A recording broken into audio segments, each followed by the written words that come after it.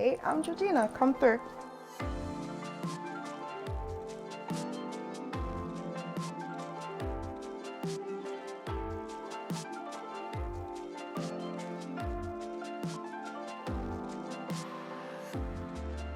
I'm quite a romantic for like pre-loved things. This is where all the magic happens when I'm picking out my wardrobe. 80% of the things that I own are secondhand. I really struggle to walk up the high street and not walk into a charity shop. I can see how much my personality changes when I look at my wardrobe and maybe I bring something out that I haven't worn in ages. That actually helps me realize like I don't need a new thing. I don't need to buy something else. Like I actually need to wear what I have. And people don't have enough courage to just play around with their clothes, I think, because they're so focused on trends. And trends completely wear out, whereas style lasts forever. My family home was sold at the start of the year, and yeah, I wasn't happy about that. I wanted to be able to salvage something. I just set myself this challenge and decided that I wanted to breathe new life into this thing. I found loads of boxes of this like kind of marker tile. I taught myself how to cut tiles and then just painted it in my own style. Pouring love into something essentially means that you're gonna value it more. Every time I see it, or I'm next to it, or I wake up in my beautiful linen sheets, my silk pillows, and the sun, yeah, it's something that I cherish.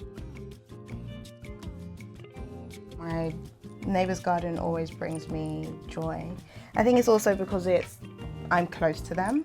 It's just such an amazing view because of how they've cultivated their space. If we're having like dinner or a cup of tea, or I just go over to kind of see how they are, we always walk through the garden and sit at the back where they have this like sheltered area with seating, and we'll have a drink there. And to just be in a space where you share commonality and you become friends. I believe in community. How better is it to foster community than the people that are right next to you?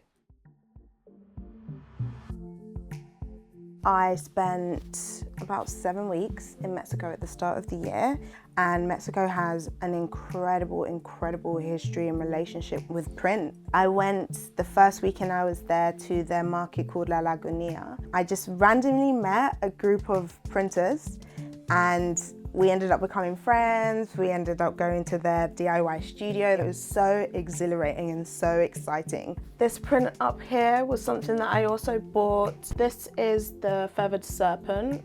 It's the god of air, wind, land, and learning.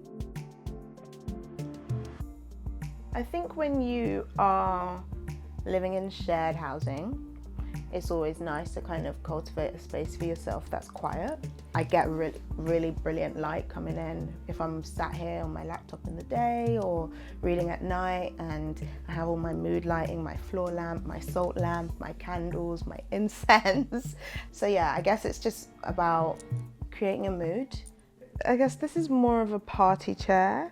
It definitely has a different character to the one that I have in my room. If we're having people over for dinner or having our families over, people always kind of gravitate towards this chair. It just reminds me of being around people, and it's especially special when you are hosting.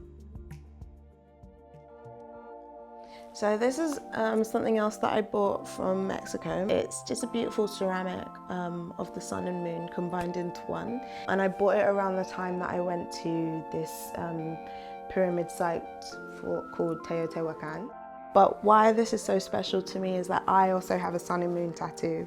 So when I saw this, I was like, oh my God, I'm a color baby. So I love things that bring a home to life.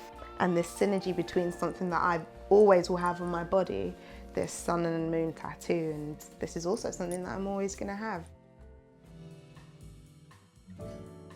So I'm a big fan of hosting, a big fan of dinner parties. If there's anything that I do hoard, it is homeware. Mostly everything here has been salvaged from like a flea market or a charity shop. This is one of my favorite things ever, my lemon salt shaker. It makes the food feel special. It makes the occasion feel special, and that's how I want to make people feel. I do have a group of friends that we take it in turns to have like dinner parties, and I'm obviously the best chef. And my family's Caribbean, so I always try and include like a Caribbean Jamaican dish in things that I make. And like my mac and cheese is off the chain.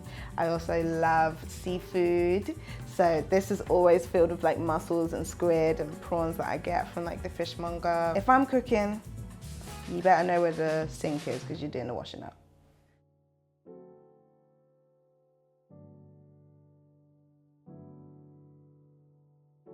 So those are my 7 wonders. Thank you for stopping by. I hope you enjoy them.